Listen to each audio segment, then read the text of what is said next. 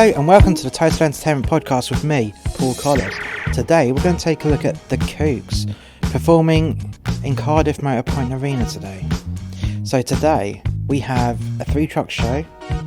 Yes, 3 trucks and 3 tour buses. So a very small show. This is what you would consider as a very small show. Because then you've got 1 truck for lighting, 1 truck for sound, 1 truck for everything else. There's not much AV on this. In fact, I can't see any AV on here at the moment. The stage is basic. So you've got a line array either side of the stage, 1 speaker at wide, with 2 subs on top of each line array stack. Then you have 2 smaller line arrays pointing 45 degrees out either side of the stage, and they're only half the size of what you normally would get. And yet again, 1 speaker wide. You have 3 lighting bars which are not in the air at the moment, but they're getting there. And these trusses, they've got a small amount of lights on, so they're basically using the bare bones. They're only spending what they need to spend, and because they're relying heavily on their own performance and music, rather than having a massive lighting rig and a massive AV setup. At the back of the stage you've got a nice silk white backdrop. I've got a funny feeling that once these lighting trusses are up, then they'll start putting out some floor units, which are either going to be some battens or a handful of moving light washers, just to light up the backdrop in pretty much any colour under the sun, because they're going to be LED units. Currently, because I'm in earlier than I normally would be because of the rugby, there's not much else going on the stage at the moment, and it's not even midday yet, so they're getting there. They really are getting there pretty quickly and efficiently. They've got a small team because there's only 3 trucks. They don't need to overkill it. And another thing that I've noticed is they're doing a very good piece of traditional rigging. Every truss above the stage has got a black masking skirt on there, and that's to basically hide the fact that it's a chrome truss and hide some of the cables. It's an aesthetics thing, you don't need it, and a lot of tours don't have these drapes. They're just a nice little bit of preference. The middle truss, so LX2, has a shed load of LED par cans and a handful of moving light washers. So that's pretty much going to provide the backlight for most of the stage, and it could be any colour that's required because it's all LED. Currently there are no floor units yet, but I've got a feeling that there will be a load of floor units put out very soon. But then again, it's just waiting for all 3 of these trusses to go up. I can't see a front bar at the moment, but it looks like there are points in there. Yes, they've just started to move some truss onto these points that are in the auditorium and not on the stage. So you're going to have 1 bar front of house, which is quite shallow from the stage. So this bar is going to probably be high up because it's close to the stage, and it will just wash the stage. Nice bit of front light, and that's about it. Nothing stupendous, because at the end of the day, if you want a lot of concentrated specials, you'll need to be further back. But with the bar being just in front of the stage, it's only going to be short throw, so it's just going to be a little bit of face wash, and that's about it. I'm not sure if they got any follow spots on this show yet. I've not seen any come out of any boxes, and I've not passed any when I was walking on the level 2 balconies earlier on. So possibly they're just going to be lit up with the front house bar, or they might have some robo spots, but yeah, we'll find that out later on. We'll be back after this.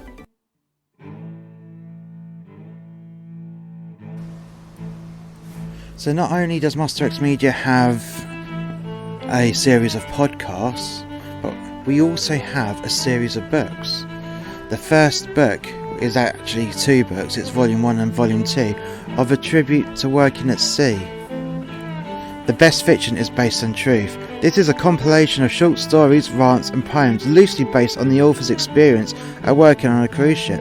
Some of these stories are based on actual events but highly exaggerated, whilst other stories are pure fiction. The title of the book, A Tribute To, is fitting with the tone of the book because, like a tribute act, it is a blatant, altered reality where you can enjoy it knowing it's not quite the truth. There are things with alcoholism which used to be highly prevalent within workers in the cruise industry, as well as stories with a sexual nature. So sit down, relax, and enjoy the ride of A Tribute to Working at Sea Volumes 1 and 2. All of these books are available on Amazon and are available in paperback and on Kindle, and the links for all of these books are in the description below.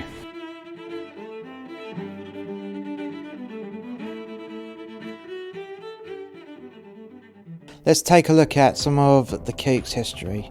So the Kooks are an English indie rock band formed in 2004 in Brighton. The band consists of Luke Pritchard on vocals and rhythm guitar, Hugh Harris on lead guitar, synthesizer and bass, and Alexis Nuns on drums. They've been signed to Virgin and EMI, and the past members of the band, you had Peter Denton, Max Rafferty and Paul Garrard.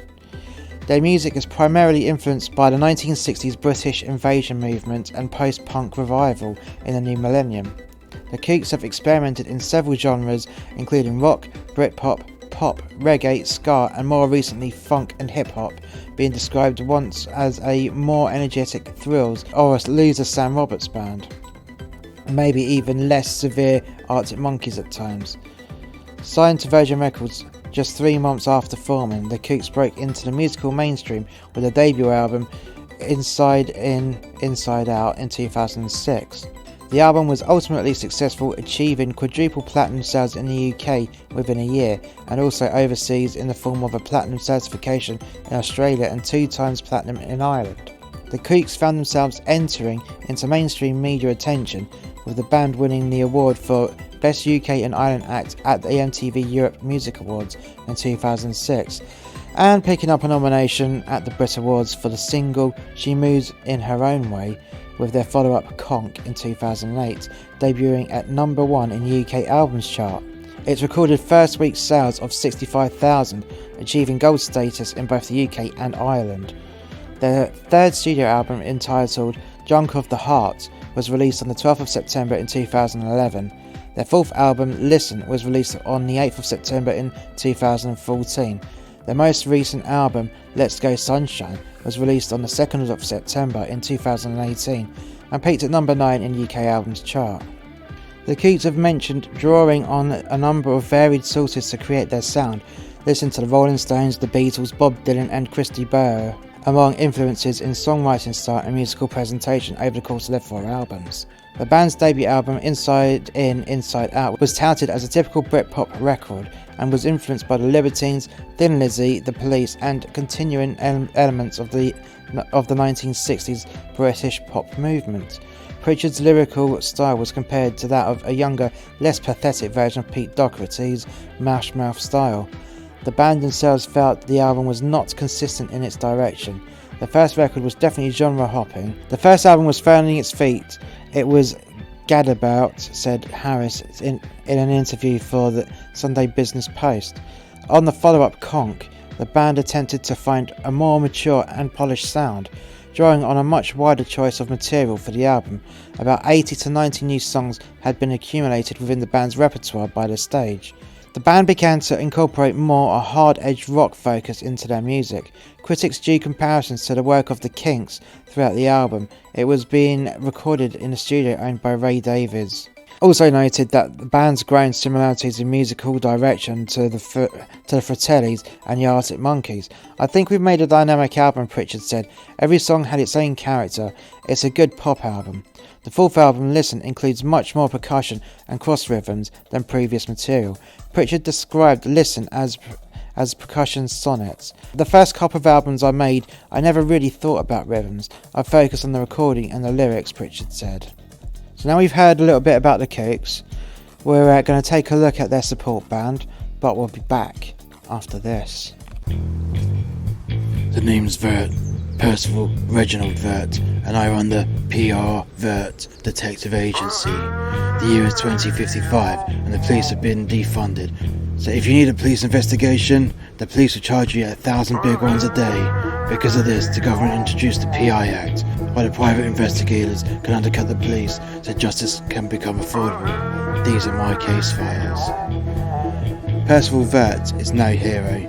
He is a low-life scumbag and the full embodiment of how not to be a man. He cheats his way into getting work, he objectifies women, and is quite a disgusting human being, if you can even call him that. Gumshoe is intended to poke fun at everyone that takes life too seriously and directly towel whips the modern day Puritans in the balls because they've forgotten the fact that when something isn't funny in real life, it's probably hilarious in the land of fiction.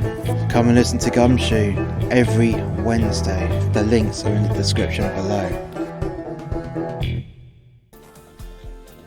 And we're back, so let's take a look at the Snuts who are supporting the Kooks. The Snuts are a Scottish indie rock band formed in 2015.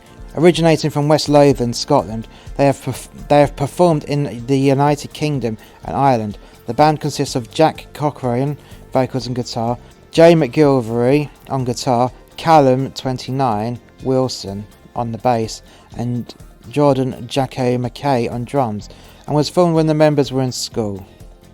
Wilson, McGilvery and McKay went to primary school with each other, and they met Cochrane at secondary school.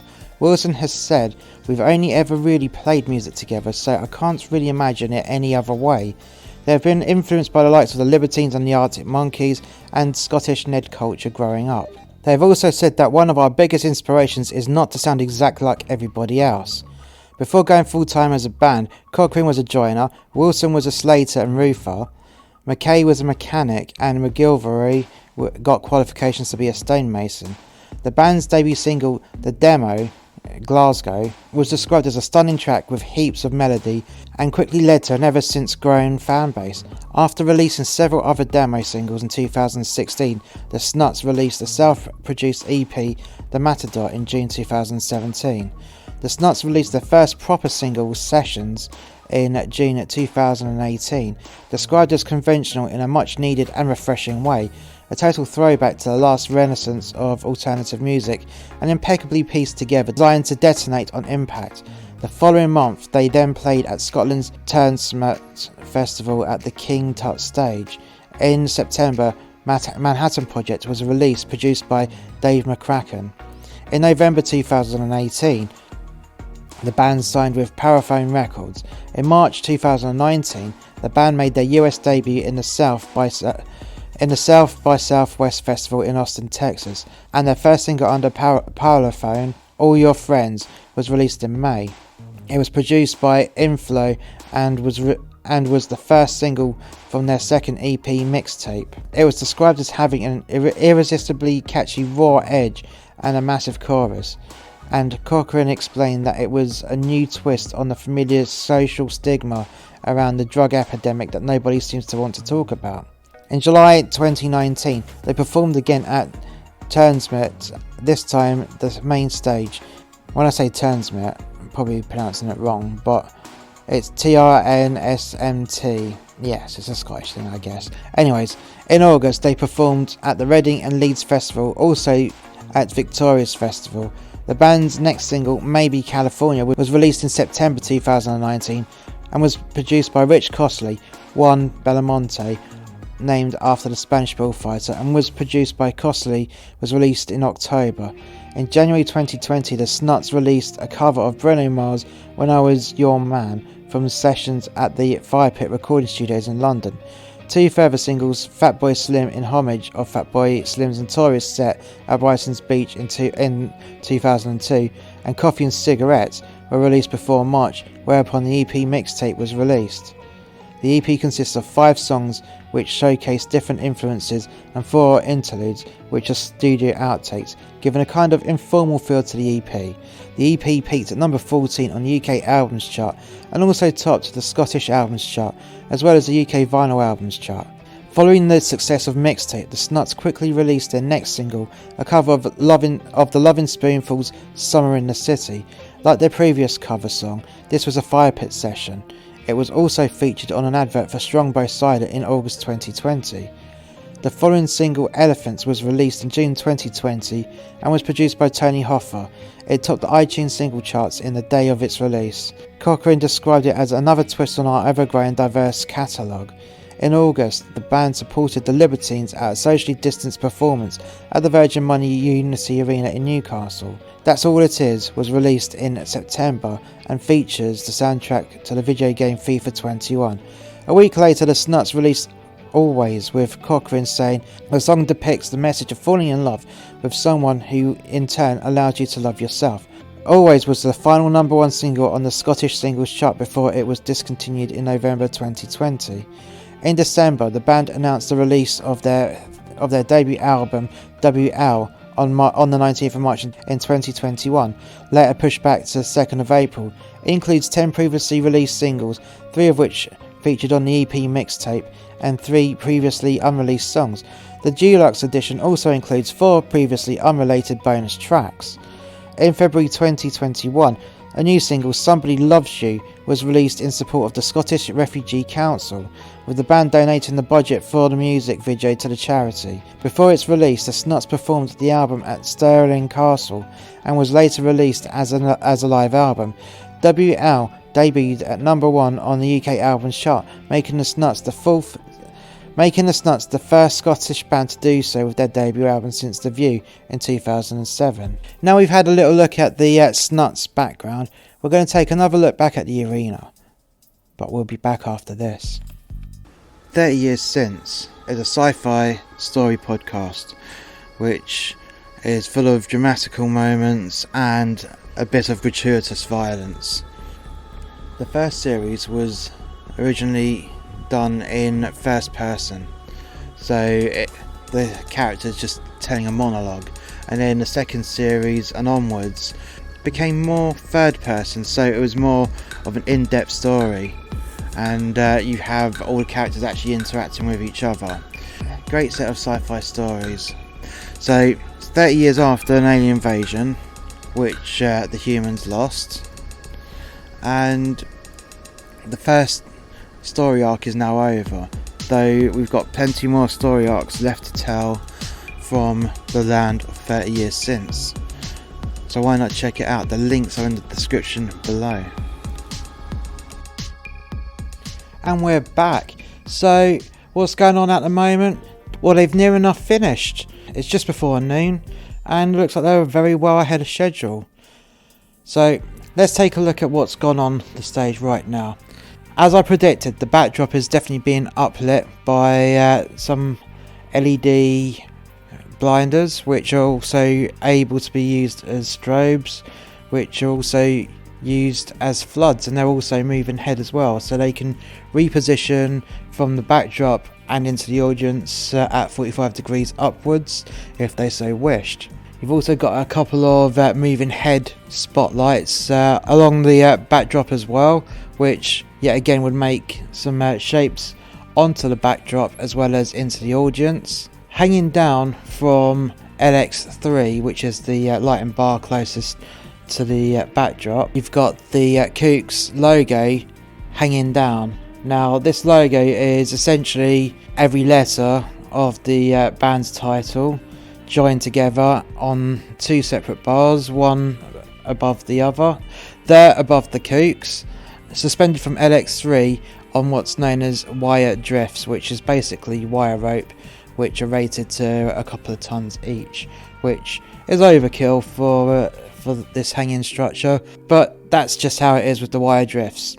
You're going to get extra safety for it. Either side of the stage you have 4 booms, and a boom is essentially a lighting bar that's routed into either a tank trap or a heavy duty Delty base, and on these booms are a shed load of LED bars which are facing 45 degrees across the stage into the audience, which will make some nice shapes when all 4 bars are active. They can become any colour, and I'm looking forward to seeing this effect, especially when the arena is full of smoke. In the middle of the stage you've got a 3-piece riser, so I'm assuming that in the middle they're going to set the drum kit, and I can tell that on the stage right riser you've got the keyboards, and I would guess that bass would be on stage left, although I will revise this later on once we know exactly where everyone is. Today's event is a standing event, so all the arena seats have been folded up and put away, and currently they're building the Mojo barrier in front of the stage. The mixer at the back of the arena is partially mojoed. At the forward section of the control point you've got the Mojo, and then they're going to have the bike rack crush barriers either side surrounding them, and they're going to double skin that. So, and when I say double skin, that's where they essentially put 2 sets of crush barriers to give it extra stability, and they'll all be secured together by chains. It's looking pretty good. We'll be back after this. A tribute to men that hate their jobs is a brutal but witty portrayal of working a job you hate. In this podcast, there are themes explored in which happy workers simply wouldn't understand unless they listened to these cautionary tales from a man that lost his ideal job because of the global pandemic. Be warned that this podcast contains strong, offensive language that some listeners may not want to hear. In addition, this podcast is definitely not recommended for younger audiences. The links for this is in the description below.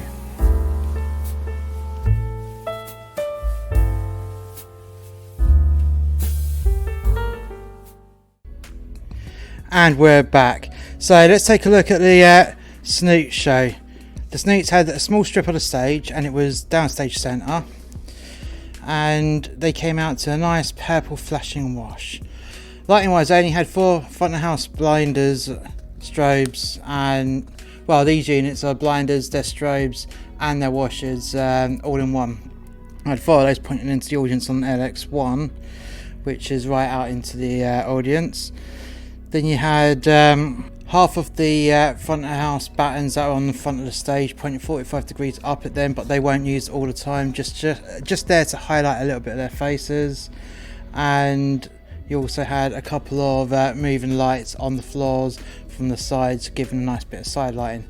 There was no real face lighting, and they didn't have any spotlights. They just had washers and a bit of flash and trash. One bit that I really loved about their set was the interlude between the first and second song, which was the classic song by Wild Child, which was Renegade Master, but they had a nice little indie kind of rock go at it.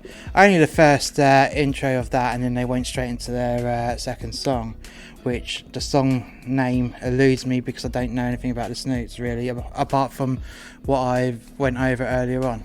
Throughout their 30-minute support set, the lights were non-stop flash and trash, going between open whites and colours, which gave off a nice effect, bearing in mind they only had a small amount of lights. Sound-wise, it was a really good mix throughout, though there wasn't much clarity between all the instruments, so you could hear it all, but you couldn't hear all the individual parts of the song. You couldn't separate it in your head. And I'll go into that later on when I go over the Kooks, because I did find out the reason. Well, I did come to a conclusion about why that was, but I'll go into that on the main bit of the Kooks later on. I mean, they did have all the balance right. The sound level was really good, and although there was a lot of reverb within the guitars and the vocals, but it worked really well, really. It did. Right, so because the Snoots had a later than normal start at 8 PM, they had about 70% capacity to start with, and for a fully standing show, that's really good going. And yeah, they only had a 30-minute set, but it was a good 30-minute set.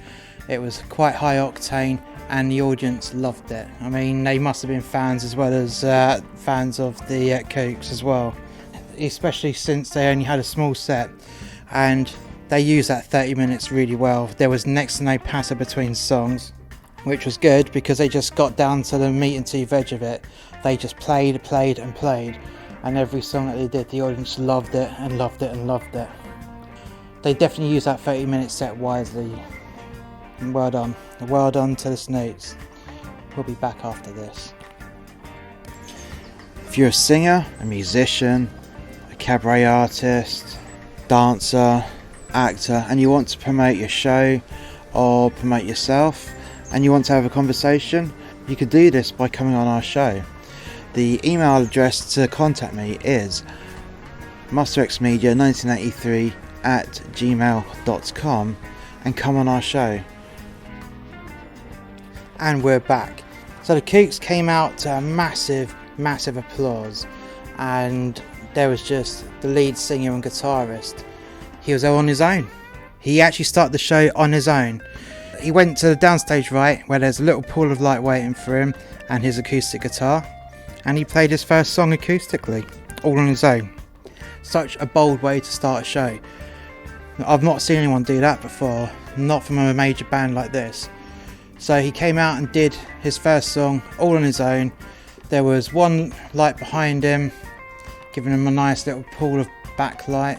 He had his robo spot pointed onto him.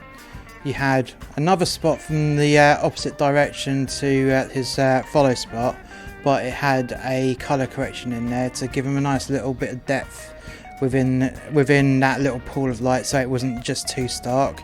It didn't bleed his face out, it didn't do a theatrical kill. It was nice, it just had a nice little balance on there. And he had a floor light on him as well, so just giving a little bit of uplight as well. So he was fully lit, and he had his own solo song. Towards the end of the song, the rest of the band came on, and they waited for the last 30 seconds of the song, and then bam, straight into their second song as a band together. It worked really well. Now, with the lights of the Kooks set, I have to say less was definitely more. And I even had a chat with the lighting engineer who also designed the show. And in our discussion we had, he could have had a lot more, but he definitely chose not to have that much, because he knew exactly what he was going to do and how he was going to do it program wise, and it looked amazing, which goes to show you don't need hundreds upon hundreds of lights, because if you know how to use a small amount of lights but good lights, then you can do a hell of a lot with them. And he did. He had the LED strobe washers and blinders, those units that could be all three, which can also pan and tilt. He had those all pixel mapped. You had a load of the moving lights, which are the BIs again, and we've gone over these a few times, where he had those all mapped out as well. And because of that, he only needed half of what other people would have, because he actually spent the time to program properly and use all those lights to maximum effect. And then as well, he had those piles on the booms, and those had a real great effect as well. They were actually just one colour. They weren't LED units. One had a closer look just before the house opened up. They were they had a nice tungsten glow throughout, and it really did look amazing. Really did. The lighting engineer made lots of shapes, lots of static washers, and then when it required, flash and trash with all the lights just going to the absolute maximum potential. And it was such a visual masterpiece, with probably a third of some of the bigger shows that I've had recently since the Motorpoint Arena reopened after COVID. Sound wise, the Kooks were loud. I mean, they were very loud.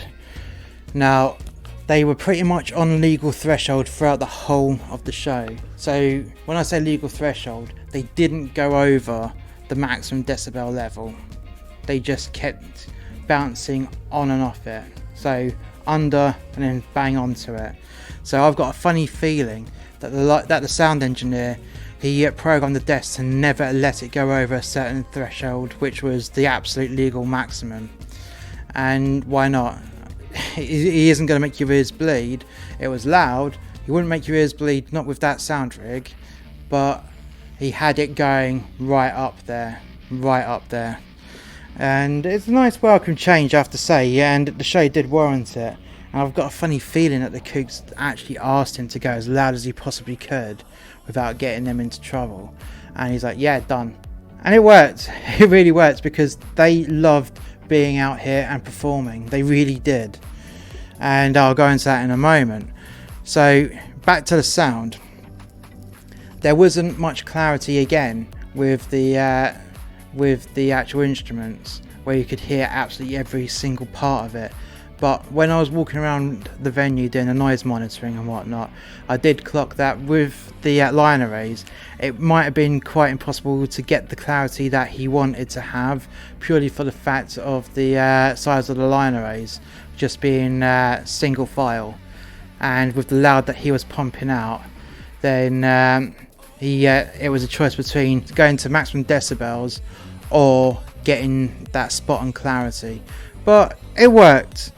I did like the sound. He had a good sound to him, the best he could have done clarity wise with that trade-off. Sometimes you have to make trade-offs when doing something technical within the entertainment industry. That's how it works. Sometimes you have to, and if you can make a good trade-off, then so be it. Do that trade-off to get the maximum out of your show. The Kooks themselves had such a great stage presence. They totally loved being out on that stage, and the audience loved the fact that they loved being out on that stage.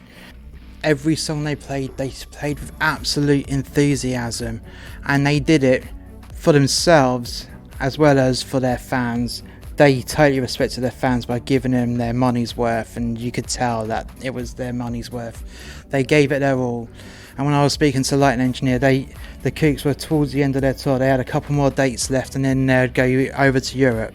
So they were giving it their all to finish off this tour as best as they can, and in high esteem. And you gotta respect them for that.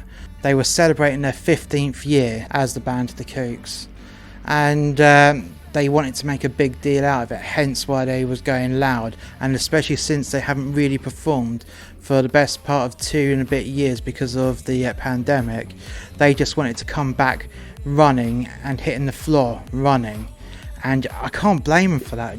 No one could blame them for that. They did so well to energise themselves and the audience, and throughout the whole show you had all the audience just singing, and when I say singing, they added on at least 2 decibels on top of the sound of the band playing. Not only were they singing, they were dancing, they were swaying, phones in the air at some point with their torches up, and there was even a couple of mini circle pits open up for an indie band. That's really good going, I have to say. Now, how did the audience react? That's a silly question, really. They loved them. I mean, they really, really loved them. The show was definitely value for money if you were a Kooks fan. Definitely value for money. And personally, I'm not that much of a fan. I'd listen to them if they're on the radio. I wouldn't turn the channel. But after seeing them live and knowing that they can really play live, I mean seriously play live, I wouldn't mind watching them live if I was paying for a ticket. I really wouldn't. By going with what this show was all about, I'd definitely spend money on a ticket if I had the opportunity to. I really would. Thank you very much for listening to our podcast. If you've enjoyed this podcast, please hit like, subscribe and share. Please share it out if you like it, because that's the only way this podcast will grow, if people start sharing. So if you like it, please hit the share button as well, or even cut and paste the link and put it in and say, oh, listen to this, it's really good, because he's telling you all the technical side about the show and giving a very honest review as well. Until next time, guys, bye for now.